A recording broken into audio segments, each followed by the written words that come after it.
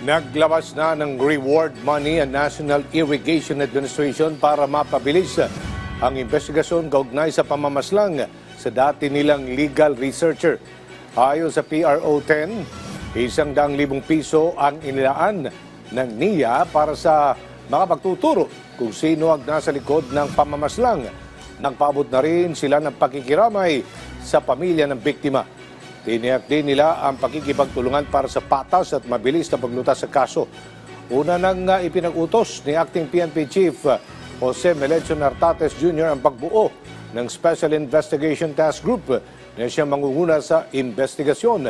Sa kuha ng dashcam, kita ang pagbaril sa biktima habang lula ng itim na kotse. Nangyari ito nitong October 10 sa bahagi ng crossing Patag, Cagayan de Oro City. Lumalabas sa inisyal na investigasyon na may ibinunyag ang biktima na manoy manumaling proyekto ng NIA bago mangyari ang insidente. This is subject for validation and investigation pero meron siyang pinost sa social media. Apparently, may mga nire-reveal siya. There are allegations of corruption sa pinanggalingan niyang ahensya.